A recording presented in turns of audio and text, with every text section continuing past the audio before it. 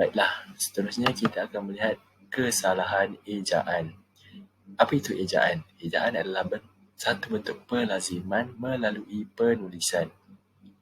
Siapakah yang bermasalah dalam ejaan? Yang bermasalah, yang sering mengalami masalah dalam ejaan terdiri daripada orang yang mempunyai disleksia dan yang mengalami masalah pendengaran dan pertuturan seperti sumbing, gagap, masalah artikulasi dan masalah suara. Mereka tidak mahir dalam ejaan bukan kerana mereka malas belajar, tapi kerana mereka mempunyai masalah dalam menyebut perkataan tersebut. Mari kita tengok punca mengapa lemahnya dalam ejaan.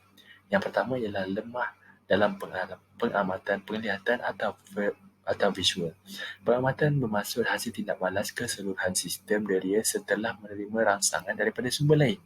Pengamatan visual pula berkait dengan keupayaan deria penglihatan untuk menerima rangsangan dan seterusnya menghantar maklumat tersebut ke otak untuk ditafsirkan. Jika pengamatan penglihatan orang tersebut menghadapi masalah, maka perkataan atau huruf-huruf yang dilihat akan mengalami kesalahan dan kesilapan. Yang kedua ialah tidak dapat mengingati dan membayangkan bentuk sebenar sesuatu huruf atau perkataan. Orang yang tidak dapat mengecam bentuk huruf dan perkataan, terdapat beberapa huruf yang kelihatan seakan-akan sama walaupun bunyinya berbeza. Yang ketiga ialah masalah memori, auditori dan visual. Orang yang menghadapi masalah untuk mengingati bunyi dan sukata, mereka sering memerlukan arahan yang jelas dan mudah bagi membantu mereka mengenal pasti bunyi suatu perkataan dan membina kemahiran fonologi. Yang keempat ialah lemahnya dari segi analisis pendengaran. Orang yang mengalami masalah yang lemah dari segi analisis pendengaran ini sukar mengingat bunyi abjad, bunyi sukata perkataan dan juga sukar menyusun atau menggabungkan satu sukata itu bagi membunyikan perkataan. Orang yang lemah ni juga tidak dapat mengaitkan bunyi huruf dengan huruf yang dilihat disebabkan kurangnya pendengaran. Yang terakhir ialah sebutan huruf yang salah. Orang yang mereka yang sebutan huruf yang salah ni mereka kebanyakannya selalu berkomunikasi dalam logat daerah mereka seperti Negeri Sembilan, seperti Negeri Sembilan, dia ada logatnya yang sendiri, dan seperti bahasa ibunda mereka lain-lain. Dan selain itu, mereka setengah orang ni mereka menghadapi masalah dalam sebutan huruf seperti R. Kita menyebut R walaupun kita menyebut R tapi mereka belat R macam tu.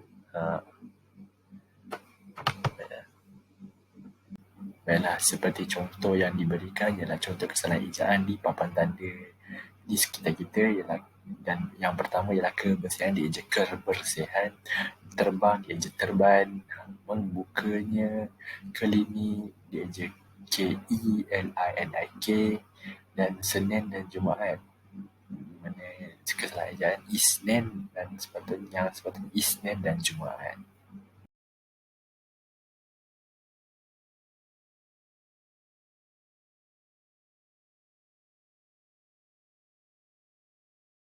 Kesalahan menggunakan kata dalam bentuk jamak. Dalam bahasa Melayu, sering terdapat kesalahan penggunaan kata yang sudah menukar pengertian jamak. Jamak bermaksud banyak.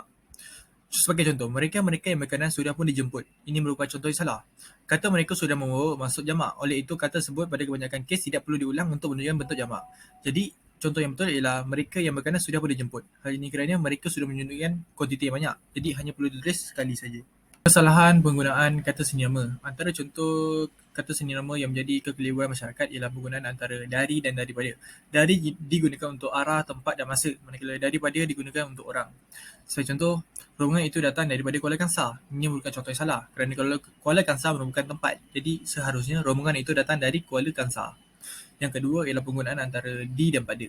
Di digunakan untuk tempat, manakala pada digunakan untuk masa atau orang. Sebagai contoh, di zaman ini. Ini bukan contoh yang salah. Kerana di digunakan sepatutnya untuk tempat. Sepatutnya pada zaman ini, di masa itu. Ini bukan contoh salah. Sepatutnya pada masa itu. Kesalahan menggunakan kata ganti nama diri biasanya berhubung dengan kata ganti nama diri yang ketiga.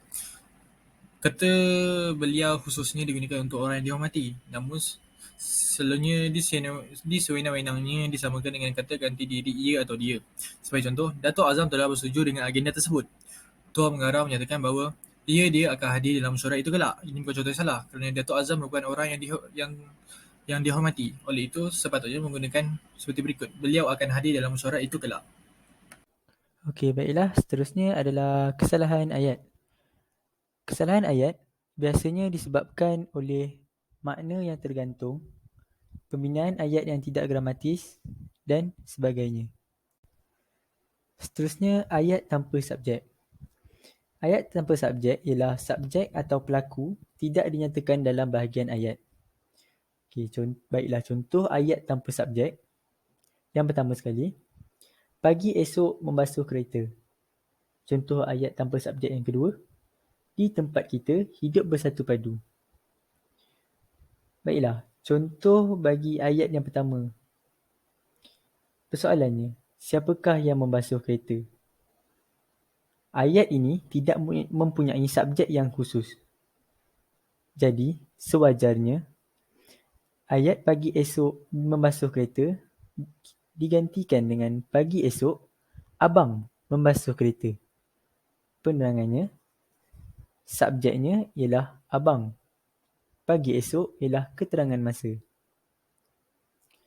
Baiklah, untuk ayat yang kedua, di tempat kita hidup bersatu padu.